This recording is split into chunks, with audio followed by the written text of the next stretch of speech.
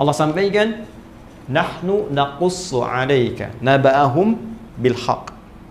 Kata Allah, dengan segala keagunganku. Ingat, nahnu itu akar dari kata inna. Ya, na-nya asal dari nahnu. Ta'zimun nafsi, ta'zimus sya'ni. Masih ingat pelajaran kita di Aku Suka saat Ramadan? Ta'zimun nafsi menunjukkan keagungan Allah, ta'zimus sya'ni menunjukkan kehebatan, keagungan, kebesaran informasi yang akan disampaikan. Ya, seakan Allah ingin mengatakan, demi keagunganku, demi kehebatanku, aku sampaikan informasi yang sangat berharga, informasi yang sangat bernilai, yang sangat dahsyat, sangat hebat. Nahnu naqussu 'alaika naba'ahum bil haqq. Kami kisahkan kisah para pemuda yang hebat itu, kan? Dengan sesungguhnya. Siapa para pemuda itu? Innahum fityatun amanu bi rabbihim. Nih, kalimatnya menggunakan ini. Ya, innahum fityatun, sungguh mereka itu fityatun, anak-anak muda. Teman-teman milenial, ya. Ada ayat milenial dalam Al-Qur'an yang menunjuk para pemuda. Ingat, ini kita ini, ya, generasi yang akan menggantikan orang-orang di masa kini, di masa depannya. Ayat ini berbicara tentang Anda. Duhai teman-teman sekalian, ada orang-orang milenial hebat, kata Allah, di masa lalu. Dan kehebatan milenial itu diukur bukan sekedar dari kehebatan instingnya, intelijensianya, kehebatan intelektualnya, kehebatan semangatnya. Bukan itu patokan utamanya. Innahum amanu, imannya yang pertama.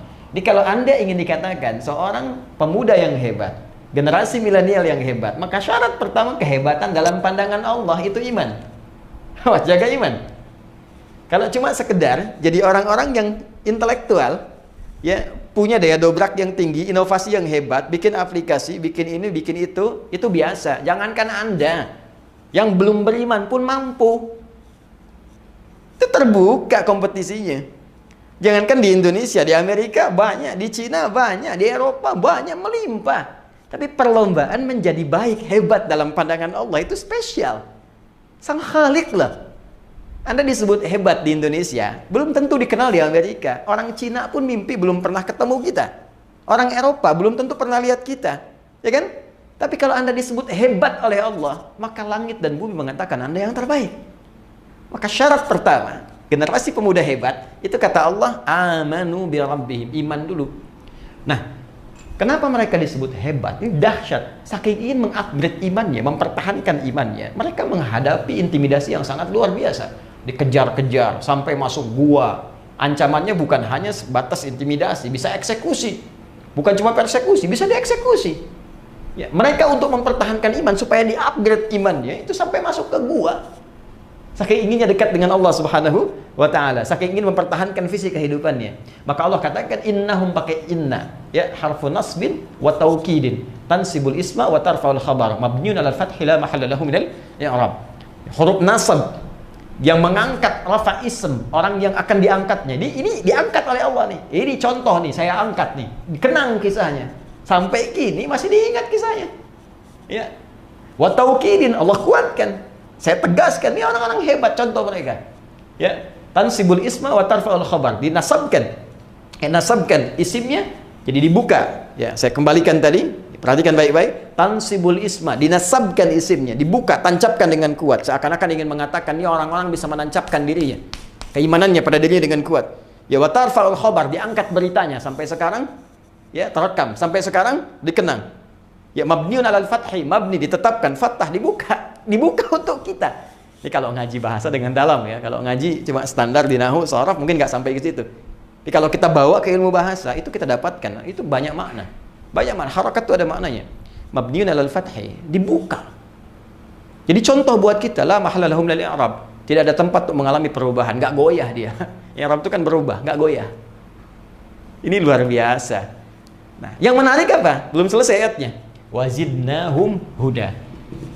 Ketika mereka mampu mengupdate imannya, mau naik ke level yang ini, sehingga merasakan kenikmatan iman, apa yang terjadi? Kami tambahkan hudan. Tuh. Jadi syarat pertama, untuk menjadi orang takwa, itu beriman, upgrade iman kita, maka hudan akan turun. Hudan lil muttaqin. Ketika para pemuda tadi bisa mengangkat upgrade imannya, maka hudan turun. Apa yang terjadi ketika hudan turun? Nikmat kan? Ya, suratal ladzina an'amta alaihim. Kembali ke An-Nisa 69. Ulaika ma'al ladzina an'amallahu alaihim. Maka dapat nikmat dari Allah. Apa nikmatnya? Allahu Akbar, tinggal tidur 309 tahun. Ya, di gua lagi. Ya, Anda tinggal di tempat sempit, ngontrak masih mengeluh. Sederhana, mereka di gua, kasur nggak ada, tempatnya keras, sinar terbatas. Tapi kalau sudah mendapatkan hudan, ya nikmat saja. Ya, matahari putar kanan, putar kiri, cahaya dicukup, nikmat. Bayangkan 309 tahun tidur enak banget. Begitu bangun kayaknya baru kemarin tidur. Ya, coba lihat. Ya, Masya Allah. Ada orang tinggal rumah mewah, tempat tidurnya luar biasa. Ya, setiap 9 menit bangun. Apa kenikmatannya? Huh? Anda boleh kaya, tapi belum tentu bahagia. Ya. Anda boleh hebat, ya, tapi belum tentu mendapatkan nilai-nilai kemuliaan seperti yang digariskan ini. Jadi ini syahidnya, ini contohnya. Nanti kalau sudah ini datang, upgrade dari amanuna yu'minun, muncullah halawatul iman. Maka kalau sudah begini, sudah. Ya, passion apapun nikmat saja. Apapun tinggal pilih. Mau dengan tenaga, mau dengan harta, mau dengan ilmu, mau dengan kedudukan, bebas, semuanya nikmat. Ya, Bilal itu cuma dengan tenaga, Abu Bakar dengan harta bendanya, Ali bin Abi Thalib dengan ilmunya, Amr bin As dengan kedudukannya, semua punya passion masing-masing. Bilal kalau mau jualan, mau dagang, bisa kaya. Sahabat Nabi banyak dikenang, bisa dimuliakan, tawaran banyak sepeninggal Nabi. Tapi kalau memilih jadi muadzin dengan tenaga saja cukup. Kenapa? Karena levelnya sudah ke sini, sudah nikmat. Allahu Akbar, Allahu Akbar. Begitu azan, Nabi mengatakan, aku mendengar suara terumpahmu di surga. Aku mendengar suara terumpahmu. Bilal sederhana, baru adzan, terumpah saya sudah di surga. Ngapain cari yang lain, dengan adzan aja bisa ke surga? Itu Bilal. Cerdas kan?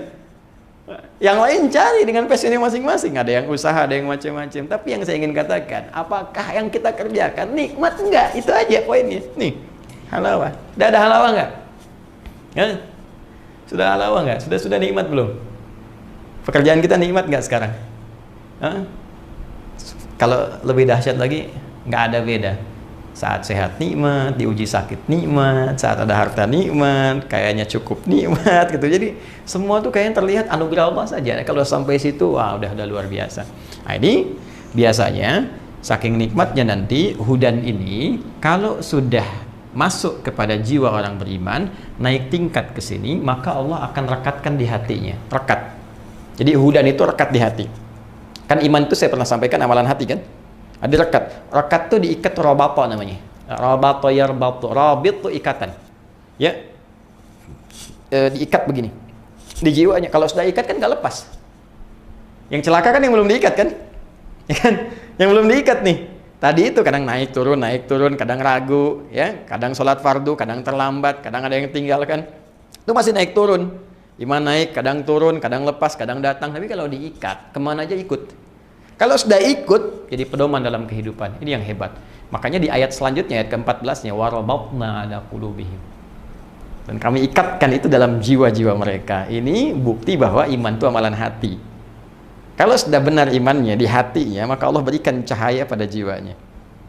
Dan diikat cahaya ini dalam jiwanya. Sehingga kalau sudah diikat, hudan petunjuk ini menjadi sinar.